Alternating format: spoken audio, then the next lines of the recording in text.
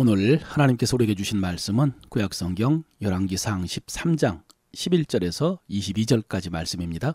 베델에 한 늙은 선지자가 살더니 그의 아들들이 와서 이날에 하나님의 사람이 베델에서 행한 모든 일을 그에게 말하고 또 그가 왕에게 드린 말씀도 그들이 그들의 아버지에게 말한지라. 그들의 아버지가 그들에게 이르되 그가 어느 길로 가더냐 하니 그의 아들들이 유다에서부터 온 하나님의 사람의 간 길을 보았음이라. 그가 그의 아들들에게 이르되 나를 위하여 낙 위에 안장을 지우라. 그들이 낙 위에 안장을 지우니 그가 타고 하나님의 사람을 뒤따라가서 상수리 나무 아래에 앉은 것을 보고 이르되 그대가 유다에서 온 하나님의 사람이냐 대답하되 그러하다. 그가 그 사람에게 이르되 나와 함께 집으로 가서 떡을 먹으라. 대답하되 나는 그대와 함께 돌아가지도 못하겠고 그대와 함께 들어가지도 못하겠으며 내가 이곳에서 그대와 함께 떡을 먹지 아니하고 물도 마시지 아니하리니 이는 여호와의 말씀이 내게 이르시기를 네가 거기서 떡도 먹지 말고 물도 마시지 말며 또 내가 오던 길로 되돌아가지도 말라 하셨음이로다. 그가 그 사람에게 이르되 나도 그대와 같은 선지자라. 천사가 여호와의 말씀으로 내게 이르기를 그를 내 집으로 데리고 돌아가서 그에게 떡을 먹이고 물을 마시게 하라 하였느니라 하니 이는 그 사람을 속임이라. 이에 그 사람이 그와 함께 돌아가서 그의 집에서 떡을 먹으며 물을 마시니라. 그들이 상 앞에 앉아 있을 때에 여호와의 말씀이 그 사람을 데려온 선지자에게 임하니 그가 유다로부터 온 하나님의 사람을 향하여 외쳐 이르되 여호와의 말씀에 네가 여호와의 말씀을 어기며 내 하나님 여호와께서 내게 내리신 명령을 지키지 아니하고 돌아와서 여호와가 너더러 떡을 먹지도 말고 물도 마시지 말라 하신 곳에서 떡을 먹고 물을 마셨으니 내 시체가 내 조상들의 묘실에 들어가지 못하리라 하셨느니라 하니라. 아멘. 하나님의 말씀은 생명입니다. 그 생명의 말씀을 들으시고 지키심으로 여러분의 생명을 지키는 여러분 되시기를 바랍니다. 열왕기상 12장에는 솔로몬이 죽은 후에 이스라엘이 남북으로 나눠지고 여로보암이 북이스라엘의 왕이 된 사건이 기록이 되어 있었습니다. 여로보암이 왕이 된 것은 하나님의 역사였습니다. 하나님의 은혜였습니다. 솔로몬의 죄악으로 하나님께서 10개 지파를 여로보암에게 떼어주시면서 다윗의 길로 행하면 그의 나라가 견고하게 해주시겠다라고 약속하셨습니다. 그런데 여로보암은 왕 위에 오른 다음에 북쪽 백성들이 남유다의 예루살렘 성전에 가서 하나님을 예배하는 것을 보면서 계속 그러다가 그 마음이 유다로 향할 줄 알고 혼자서 그런 생각을 했죠. 그래서 베델과 단에 금송아지 우상을 세워서 섬기게 했습니다. 뿐만 아니라 레위 사람이 아닌 보통 백성으로 제사장을 삼고 또 절기도 7월 15일 초막절의 절기와 비슷하게 8월 15일에 절기를 지키도록 했습니다. 하나님의 율법을 따라서 예루살렘에 가서 절기 지키는 예배를 흉내낸 것입니다. 이런 여로보암에게 하나님께서 유대에서 선지자를 보내셨습니다. 그가 가짜 초막절에 베델의 금송아지 앞에서 분향할 때에 유다로부터 온 하나님의 사람이 제단을 향해서 이렇게 외쳤습니다. 제단아 제단아 여호와께서 이와 같이 말씀하시기를 다윗의 집에 요시야라 이름하는 아들을 낳으리니 그가 네 위에 분향하는 산당 제사장을 내 위에 제물로 바칠 것이요 또 사람의 뼈를 내 위에 사르리라 하셨느니라. 그리고 그 말씀에 대한 증거로 지금 제단이 갈라지고 그 위에 재가 쏟아지리라. 이런 말씀을 전했습니다. 300년 후에 요시야가 이룰 종교개혁을 미리 말씀하신 것입니다. 여로보암이 그 말을 듣고 손을 펴서 그를 잡으라 라고 외쳤는데요. 그만 손이 그대로 굳어버렸습니다. 여러분, 구약성경에 보면은 왕 앞에서 이렇게 하나님의 말씀을 전한 선지자들이 몇 명 등장을 합니다. 다들 왕을 책망하고 심판을 선포하는 그런 선지자였습니다.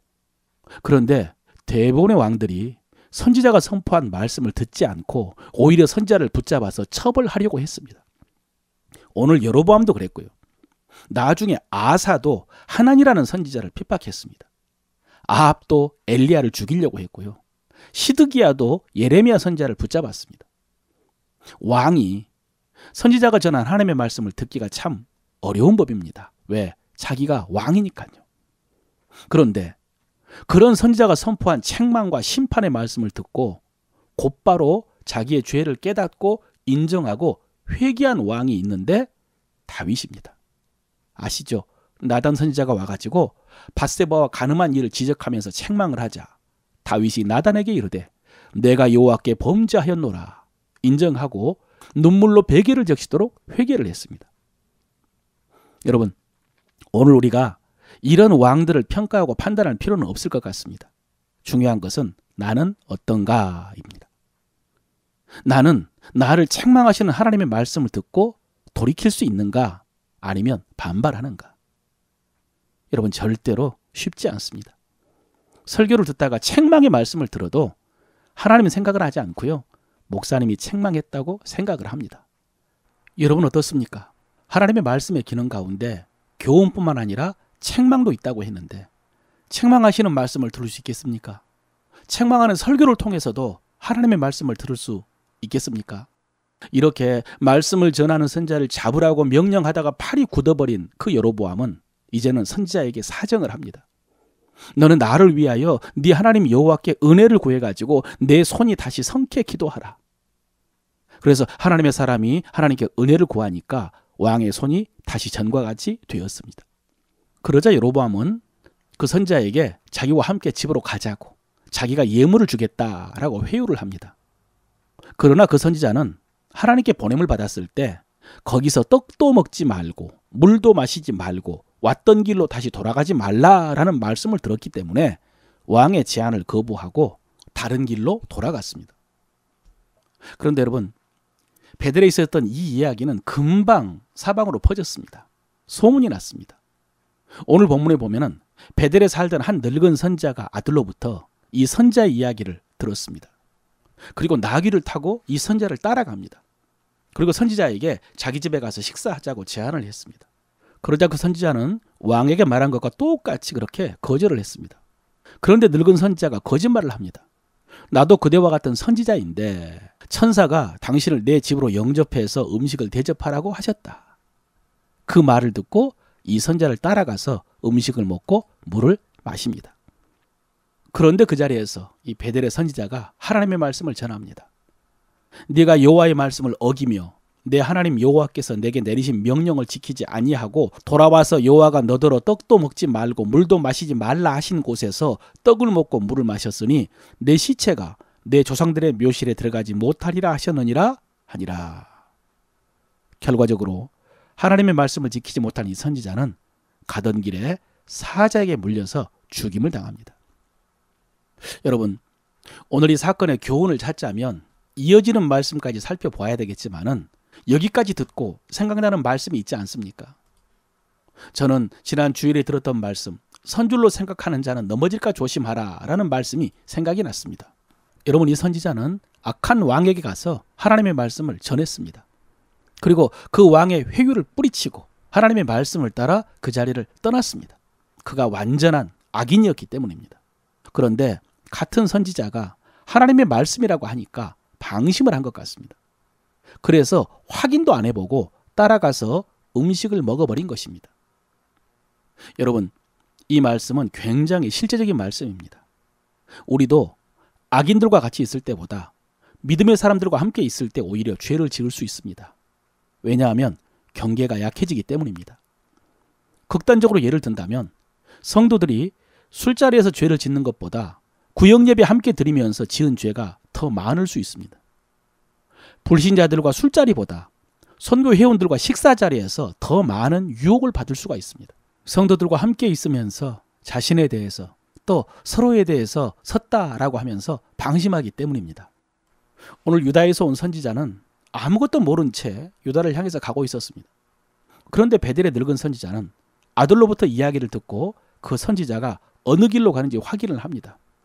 그리고 급히 안장을 준비해가지고 나귀를 타고 선지자를 따라갔습니다. 그리고 상수리나무 아래에 쉬고 있던 선지자에게 거짓말을 했습니다. 하나님께서 나에게 지시하신 것이다. 그렇게 해서 결국 그가 하나님의 말씀을 거역하도록 만들었습니다. 여러분, 지금 우리도 아무것도 모릅니다. 지금 어느 곳에서 나를 목표로 어떤 음모가 꾸며지고 있는지 우리는 잘 모릅니다. 나를 넘어뜨리기 위해서 마귀가 누구를 통해서 어떤 관계를 꾸미고 있는지 우리는 잘 모릅니다. 그러나 여러분, 꾸미고 있는 것은 확실합니다. 왜냐하면 마귀는 지금도 우는 사자처럼 삼킬자를 찾아 헤맨다고 하셨기 때문입니다. 그 마귀가 다니다가 우연히 우리를 만나서 공격하는 것이 아니라 우리를 목표로 함정을 파놓고 기다린다고 했습니다. 죄는 우리 입장에서 한순간 방심해서 짓는 거다라고 생각을 하지만은 사실은 마귀가 파놓은 함정에 빠져서 짓는 것이라고 했죠. 예수님께서 베드로에게 겟세마네 동산으로 가기 전에 이미 마귀가 밀가부르듯 하려고 너를 청구하였다라고 했지 않습니까? 그러니 시험에 들지 않도록 깨어 기도하라고 하셨죠. 주기도문을 통해서도 시험에 들지 말게 하시며 악에서 구하소서라고 기도하라고 하셨죠. 사랑하는 성도 여러분, 오늘 다시 하나님의 말씀을 들으십시오. 우리들은 마귀가 준비한 간계를 모를 수 있지만 하나님께서는 아시기 때문에 거듭 말씀해 주십니다. 시험에 들지 않게 깨어 기도하라. 마음에는 원이로되 육신이 약하도다. 너희가 나와 함께 한 시간도 이렇게 깨어 있을 수 없더냐. 오늘도 방심하지 말고 깨어 기도하시길 바랍니다. 그리고 말씀의 거울을 통해서 주의 영광을 바라보십시오. 계속 그렇게 말씀을 통해 영광의 주님을 바라볼 때 우리가 육신의 연약함을 이기고 영광스러운 모습으로 변화된다고 하셨습니다.